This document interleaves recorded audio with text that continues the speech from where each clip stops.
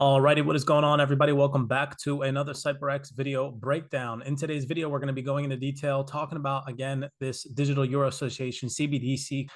We're going to be discussing Bitcoin. I'm also going to be playing some interesting video clips, breaking down some supporting theses that have come about across the internet in correlation with this Digital Euro Association conference that's going on the 31st of March, 2023.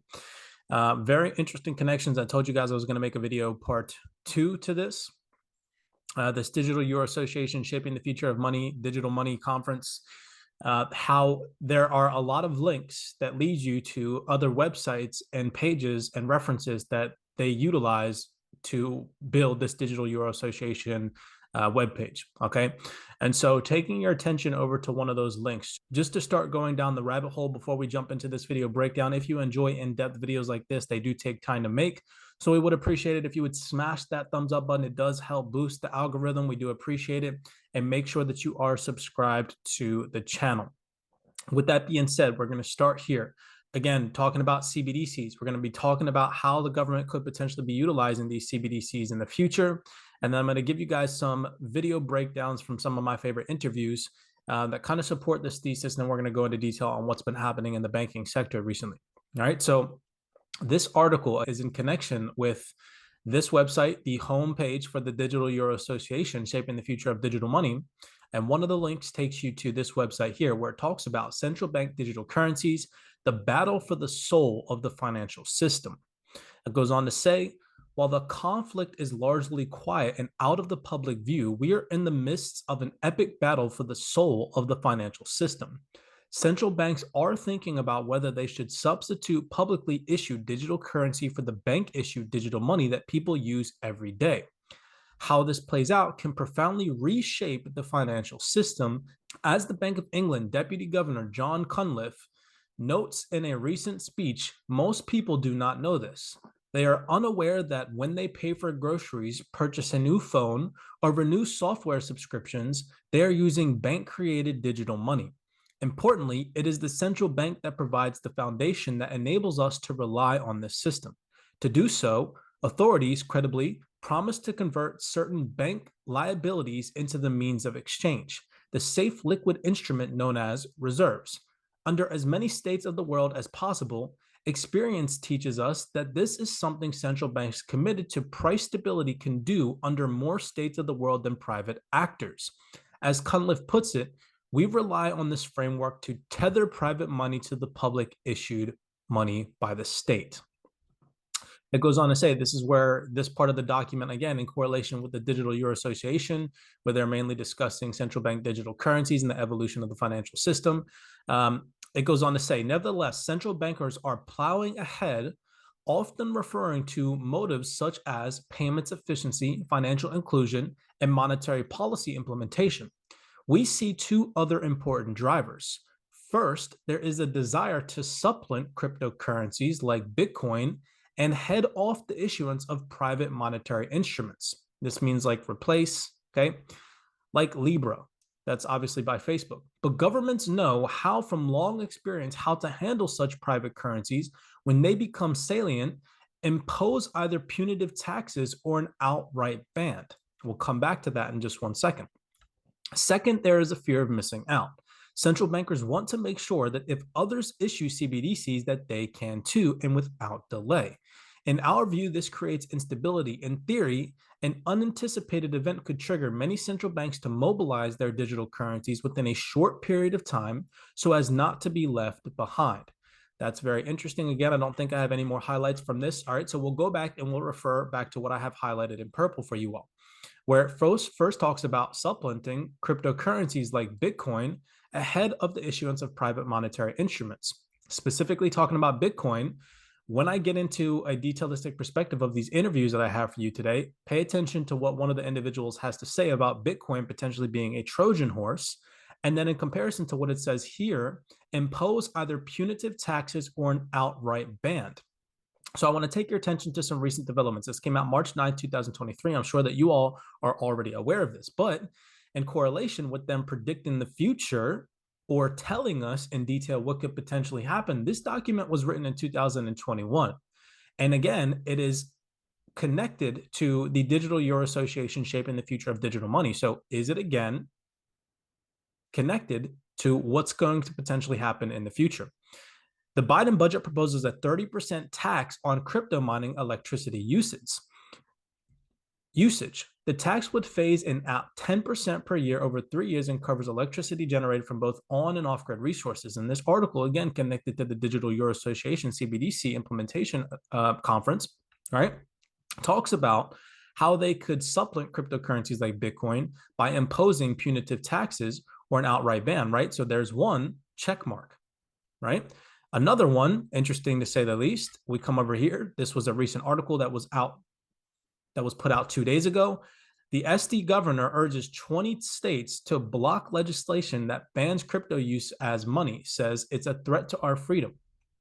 I have highlighted for you all, it goes on to say, as we started reading through it, we saw the section of the bill that changed the definition of currency, and essentially what it did was pave the way for governmental-led CBDCs, and it also banned any other form of cryptocurrency, Bitcoin, or digital currency that existed. So when we go into a detailistic perspective of what these interviewees have to say, remember these two fundamentals that I just shared with you all in correlation with what this fundamental said that came out in 2021, way before these two articles came out. Again, in a sense, predicting the future. I don't think anything is by coincidence. I think it's all by design, in my personal opinion. That's my personal opinion. But it's interesting how this document here was talking about how they could supplant cryptocurrencies like Bitcoin, and how what they would do is impose punitive taxes or an outright ban. And you guys now see those two things potentially coming into fruition, right? So we have Kitco News, again, one of my most favorite interview channels on the YouTube space. So shout out to Kitco News for these interviews. Pay attention to detail as to what this individual says about what it is that we just talked about. Favorite is pancake coin, of course, as everyone knows. And I think that people will realize that these coins are going to lose a lot of value, and eventually you'll transact with FedCoin. The Fed will control this. It'll be a closed loop blockchain. This is a prediction, of course, but I don't think it's good for freedom-seeking people. You would play a betting game of what numbers are on each dollar. It's very fun. And what people don't realize is that the FedCoin is going to allow the United States and the Fed to have a serial number, just like on those dollars that we played Liar's Poker with, on every single dollar, so that when you transact and you go and have drinks or have a cigar or something that they might want to tax, your carbon footprint is high, eating lots of meat or something, they're able to then quantify that transaction. So it does a few things for government. Number one, it prevents any counterfeiting. So you will not be able to counterfeit this. That solves one big problem. Number two, prevents tax evasion. And that's another problem for the government. They collect about 18 to 20% of GDP in taxes, and now they'll collect as much as they want. They'll never miss $1, which excites the government. And number three is they'll know where every dollar is at all times. Now, All right. In your book, though, you make an interesting suggestion, though. You insinuate that perhaps Bitcoin was the Trojan horse for central bank digital currencies and paved the way for society to accept digital currencies. I know it seems out there, but I remember when a friend of mine said we should buy 1,000 of these Bitcoin tokens online for $10 each. I mean, this was probably 2009 or 10 or something like this. I mean, it was not long after the coins had come out, and he was explaining how we could mine them and all this stuff. And my response was, what do you think? I'm some kind of idiot? Who does that? Because this is how new this was. I mean, if you remember, I remember back to the beginning, and the guy bought the pizza in Jacksonville, Florida with two. That's right. And so I remember all the way back. But if you were to tell your friends, your family, your aunts, your uncle, and people about that, they would say, you've lost your mind. But now if you'd ask them, they say, I'm trying to learn about Bitcoin too, because I'm so interested and I heard about these people that made money and all this sort of stuff. And so it's become widely accepted. So that's the biggest piece of it. So in my personal opinion, he does make a very interesting argument that Bitcoin could potentially been the Trojan horse that has started this wide, broad adoption of the understanding of distributed ledger technology, blockchain technology, and cryptocurrencies as a whole. He is right when he says that years ago, individuals, when mentioned cryptocurrency or discussed cryptocurrency, they were like, what is that? I want nothing to do with that. And whereas to take into consideration nowadays, you talk to somebody about cryptocurrencies and they have a much broader understanding of what cryptocurrency is for the most part, or they're interested in learning about it. Now, what E.B. Tucker just said in correlation with, again, a document that came out, this is again from July 8, 2021, where they mention and talk about supplementing cryptocurrencies like Bitcoin ahead of issuance of private money and imposing either punitive taxes or an outright ban to get rid of it. And then we see articles like this that have now come out in 2023, where things that were being predicted in 2021 have now come into fruition. It's a very interesting question and something that definitely needs to be looked further into. Now, let's continue further down the rabbit hole of these interviewees, where they discuss and talk about the current state of the financial system. I want you all to pay attention to detail to what this individual says. It's something that we have been talking about for the longest time on our social media platforms, which is that when the mainstream media takes over something, it is most likely to distract the general public from what's really going on behind the scenes. With that being said, let's jump back into the interviewees and pay attention to what they have to say. That the ultimate goal for crypto technology is central bank digital currencies. Correct. And so a couple things though. Whenever you watch the news, remember that it's a carefully orchestrated PR campaign designed to play with your emotions, always. So the news is not a source of getting facts. I mean, not Kitco news, of course, but when you see something that is repeated in the media, you can guarantee that this is by design.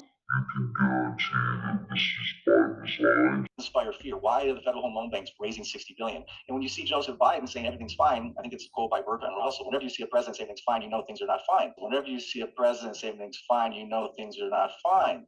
Today, thanks to the quick action of my administration over the past few days, Americans can have confidence that the banking system is safe.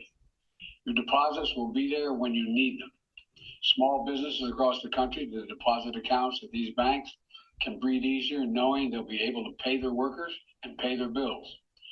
So with that little tiny clip from President Joe Biden, and based off of what these two individuals say, listen to what this gentleman has to say about the current state of the banking sector, how jacked up it is. And I want you all to really take into consideration what these two gentlemen just said and attempt to accumulate your own opinion based off the information that is about to be presented to you all. Sector, whether it's any particular risk asset sector. And I think in this particular case, their biggest fear is a spread of, I hate to use the word viral fear within the regional banks that then spreads to the commercial banks.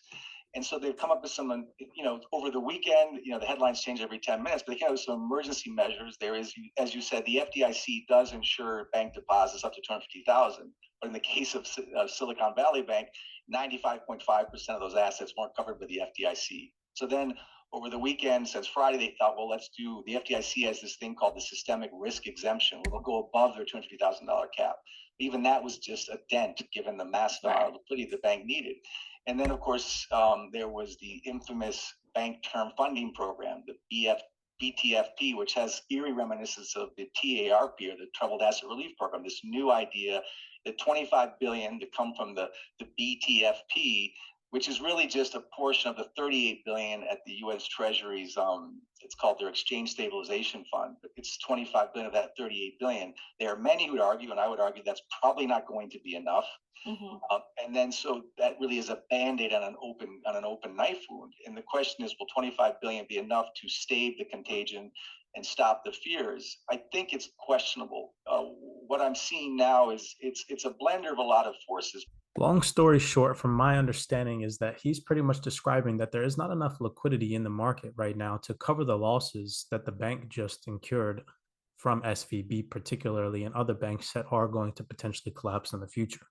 With that being said, here on the CYPRX platforms across multiple of our social media instruments, we have been warning individuals to take your money out of the banks and that it is not safe. It's not financial advice. It is just what we were doing months ago before all of this played out, trying and attempting to give you guys warning signs. I hope that you all enjoyed this video breakdown. Now, with all this being said, ladies and gentlemen, I'm not telling you guys that Bitcoin is 110% in fact a Trojan horse. Is it a possibility? Of course, anything at this point in time in the game is a possibility. It's something to think about, something to be open-minded with. I cannot stress enough to protect yourselves out there. As always, do your own personal research. Do what is necessary as an individual to protect your loved ones and support your family for your financial future. With that being said, as always, make sure that you're doing your own research. Be cognizant, be aware, make sure that you're subscribed to the channel, smash that thumbs up button, and I will see you all in the next video breakdown.